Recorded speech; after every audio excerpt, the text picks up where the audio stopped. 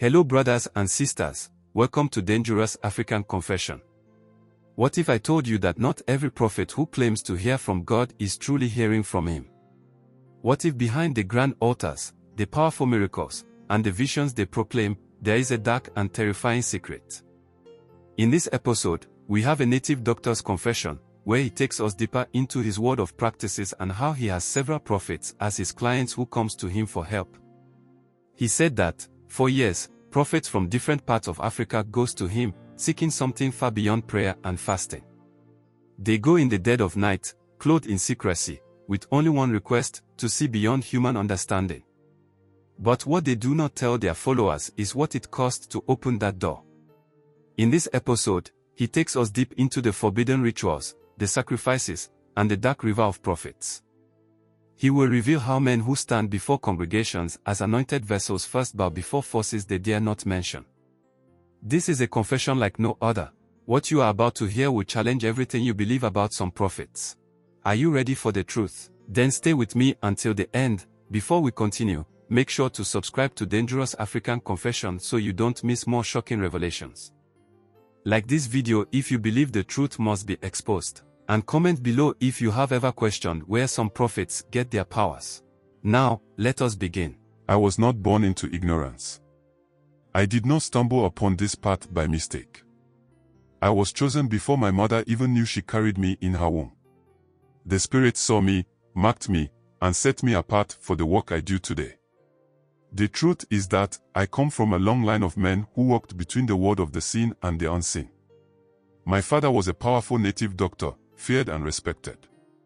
His father before him was the same. In our family, the knowledge of the river is not learned, it is inherited. It is passed down like the blood in our veins, like the breath in our lungs. You see, as a child, I did not understand the weight of my inheritance. I only knew that my father was different from the other men in our village. He was a man who spoke little but was feared by all. I watched him in silence, studying his ways. I saw how men traveled from far and near to kneel before him, seeking answers, solutions, and power. I did not yet know what he did for them, but I saw how they left, some with relief, others with fear, and some with a hunger in their eyes that could never be satisfied. To tell you all, the first time I saw the river, I was 7 years old. My father took me by the hand and led me deep into the forest, where the air was thick with the smell of wet earth and the whispers of unseen beings. The journey was long, the trees towering over us like silent witnesses. My legs ached, but I dared not complain. My father was a man who never repeated himself, and I knew that whatever he wanted to show me was more important than my discomfort. When we finally arrived, I stood at the edge of the water, staring at the river that would define my destiny. It was not like the rivers I had seen before. This one did not flow with the ease of a natural current. It pulsed, as though it had a heartbeat of its own. The surface was dark, too dark to see beneath, yet it reflected nothing. The trees around it leaned forward, as if bowing to its presence. The air was thick, heavy, alive. I could feel it pressing against my skin, whispering into my bones. My father stood beside me, silent, watching. Then, without warning, he stepped into the water. It swallowed his feet, then his legs, then his waist, until he was chest deep in its embrace. He did not move, did not speak. He only stood there, letting the water claim him. I was afraid, but I did not move. I only watched as the river seemed to breathe around him. Then, something changed. A sound filled my ears, not a voice, not a song, but something deeper, something older. I later understood it to be the voice of the river. My father turned to me then, his eyes darker than I had ever seen them. He lifted his hand, and I saw the water ripple, obeying him as though it were alive. Then he spoke, and his voice was not his own. It was layered, heavy, filled with something beyond human understanding. He said to me that, this is where it all begins. I did not understand what he meant, but those words burned themselves into my mind. That night, I could not sleep. The voice of the river echoed in my head, whispering things I could not yet comprehend. I felt it inside me, wrapping itself around my soul, claiming me the same way it had claimed my father. You see, for years, I followed him. I watched him take men to the river, guiding them through the rituals that would change them forever. Some returned with power, their eyes filled with knowledge they had never possessed before. Others did not return at all. I saw the sacrifices. I saw the ones who failed. I saw what happened to those who tried to cheat the river, to take its gifts without paying the price. Some left with riches and influence, others left with curses that followed them to their graves. And yet, they kept coming. Men of power. Men of God, as they called themselves. They came in the dead of night, wrapped in their priestly robes, clutching their holy books, speaking the name of a God they did not truly serve. They came to the river, to my Father, seeking what only the spirits could give them. I saw it all. I learned it all. And when my Father took his last breath, the spirits turned to me. I did not resist. I could not resist. Like I said earlier, this is my path. This is my calling. I am the keeper of the river, the guide of those who seek the sight beyond sight. And whether they come in fear, in greed, or in blind desperation, I will take them where they need to go. For the river never stops calling. And neither do they. One thing about the people I want to talk about, which is the prophets and pastors around. They never come in daylight. One thing in life is that light is for those who have nothing to hide. The men who seek me, the ones who come knocking at my door, do not want to be seen. They move in darkness, cloaked in secrecy, slipping away from their congregations like thieves in the night. They come alone most times, but a few come with trusted aides, men who have sworn to protect their secrets at all cost. They wear long robes, some in white, some in black, and others in deep shades of red. Their heads are sometimes covered, as if hiding their faces from the spirits that have already marked them. When they arrive, they do not knock on my door like ordinary men. They do not shout my name or announce their presence. They stand silently at the entrance of my shrine, waiting, letting the spirits alert me of their arrival. They always come afraid. Afraid of being caught. Afraid of being seen. Afraid of what they have come to do. But above all, they are afraid of living without the power they seek. Let me take you back to when my father was alive and a prophet came to him for help. I was barely a man. He was a respected leader, known across the nation, celebrated for his miracles, for his ability to call out names, dates, and events as though God himself whispered them into his ears. People worshipped him, called him anointed, poured their offerings at his feet. But I saw him that night, stripped of all his glory. No choir. No congregation. No pulpit. Just a man, trembling before my father, his forehead pressed to the ground, begging for something more. You see, that night, I learned the truth. These men do not stumble upon power. They do not wake up one morning and begin to see visions or call out prophecies. They do not hear from the Almighty as they claim. No, they must be prepared. They must be empowered. They must be given the sight. That is why they come. And I must say that, I saw people come to my father for all kinds of help in the spirit realm, until he passed on. And when I stepped in the shoes of my father, the prophets who come to me today are no different from the one I saw all those years ago. Some arrive by foot, their feet covered in dust, showing their desperation. Others come in expensive cars, stepping out in flowing garments, their wrists heavy with gold. One thing is that, it does not matter what they wear, what they drive, or how much wealth they have accumulated. When they stand before me, they are all the same, empty men looking for something to fill them. They never look me in the eye at first. They bow their heads, some kneel, some fall prostrate before me, waiting for my permission to speak. The first words they utter are always the same. Baba, help me. You must understand that, it is not a request. It is a plea, a confession of their weakness, an admission that whatever power they once claimed to have is not enough. Some come because their churches are not growing. They stand before thousands every Sunday, but their words no longer move the people. Their prayers no longer hold weight. Their followers are leaving, and they fear being reduced to nothing. Others come because they have seen another prophet rise, a younger man with a stronger voice, a sharper vision, one who reveals hidden things with precision. They want to be greater than him. They want to silence their rivals. And then there are those who have tasted the power before, who have been given sight in the past but have let the fire die down. One thing that I must let you know is that the spirits do not grant eternal gifts, they must be fed, renewed, sustained. And so, these men come back, desperate to rekindle what they have lost before their people notice that their visions have grown dim. One thing is that secrecy is their greatest concern. They do not want the world to know where their power comes from. They cannot afford to be seen in my presence, yet they cannot stay away. They use different tricks to hide their movements. Some arrive in disguise, dressed like ordinary men, their expensive watches removed, their jewelry stripped away. They travel without their usual entourage, taking hidden paths, avoiding the main roads that lead to my shrine. Others send trusted messengers ahead to scout the area, to make sure no one is watching. Only when they are certain do they step forward, shrouded in darkness, their hands trembling as they reach for the sacred ground.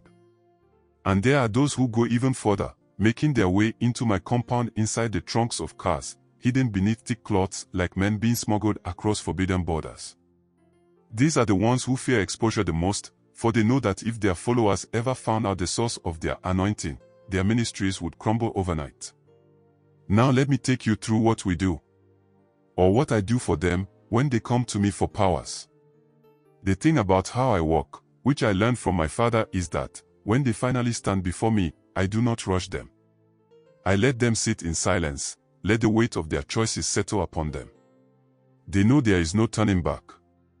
Once they have come to me, they have already given themselves away. The spirits are watching. The river is waiting. Some hesitate.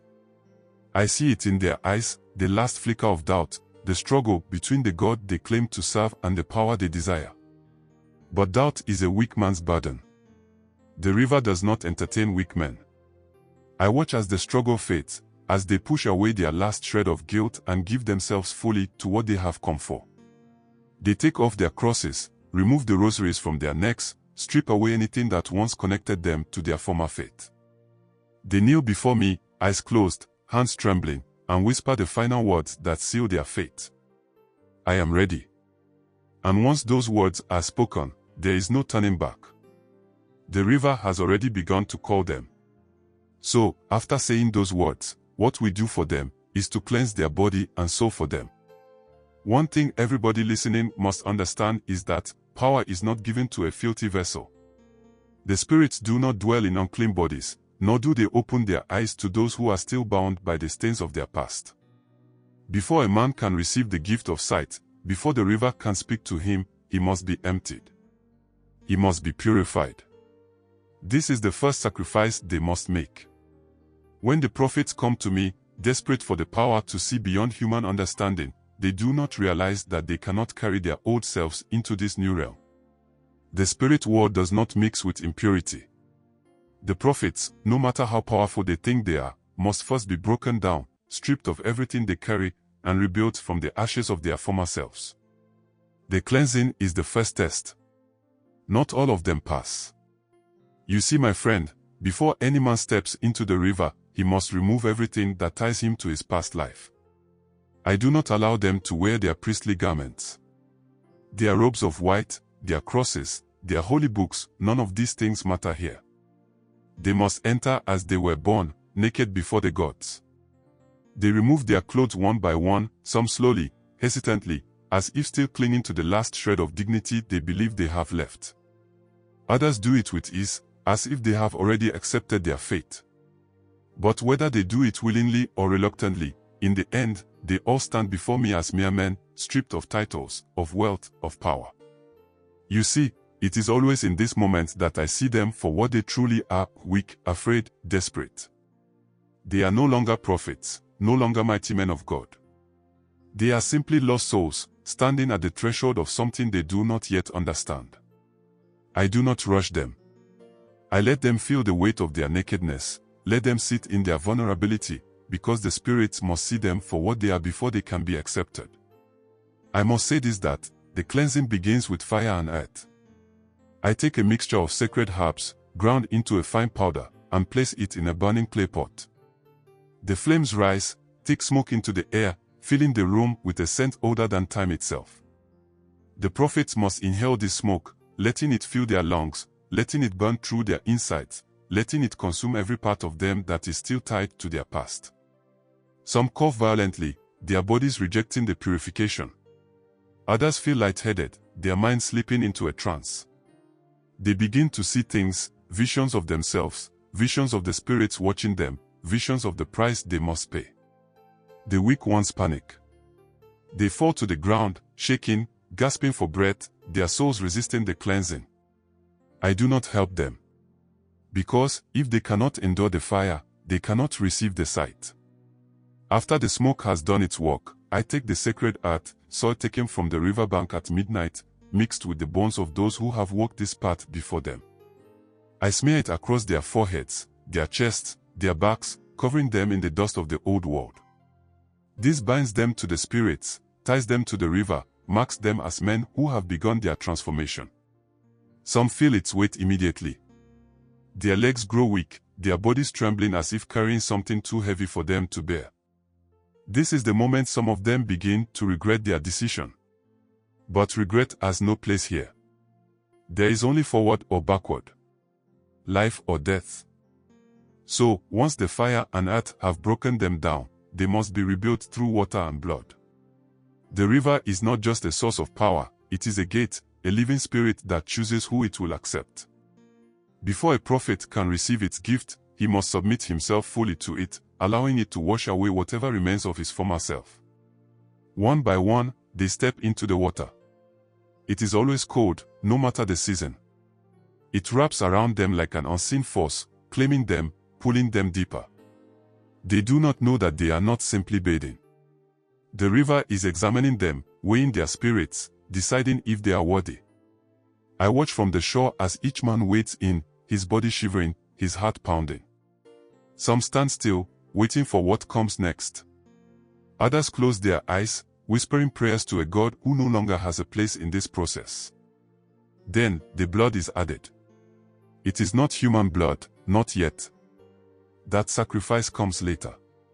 For now, I take the blood of a pure white goat, one that has never been touched by a blade, one that has been raised specifically for this ritual. I let it spill into the water, let the river take it, let it mix with the bodies of those who seek its power. The water darkens, the scent of iron filling the air. This is the final binding, the last step before they can move forward. They remain in the water until I give the command to come out. Some stay longer than others, their bodies growing weak, their minds slipping between realms, already beginning to see glimpses of the world beyond. When they step out of the river, they are no longer the same. They are still men, but something inside them has shifted. Their spirits are raw, their souls open, ready to receive. Some look afraid, others feel powerful, but none of them are untouched by what has just happened. And so, you have heard the truth. You have seen the hidden path that many prophets walk before they stand before their congregations, claiming to hear from God. Not all that glitters is gold, and not every miracle comes from above. This is just the beginning, the continuation will even shock you the more. Many people are desperate for answers, for healing, for breakthroughs. And in that desperation, they run into the hands of men who have sacrificed their souls for power. But the question is, at what cost? My advice to you is simple: seek God for yourself. Do not place your faith blindly in any man simply because he wears a robe, speaks in tongues, or calls himself a prophet. Test every spirit. Some prophets are not leading you to God, they are leading you into bondage. Be careful who lays hands on you. Be careful who speaks over your life. Because behind some altars, there is blood. Behind some prayers, there is a price. Now, I ask you, what do you think? Comment below and share your thoughts on this revelation. Have you ever suspected that a prophet might not be who he claims to be? Before you go, don't forget to subscribe to Dangerous African Confession so you never miss another deep expose. Like this video if you believe the truth must be exposed. Share this video so others can open their eyes before it's too late. This is Dangerous African Confession, and the truth must be told.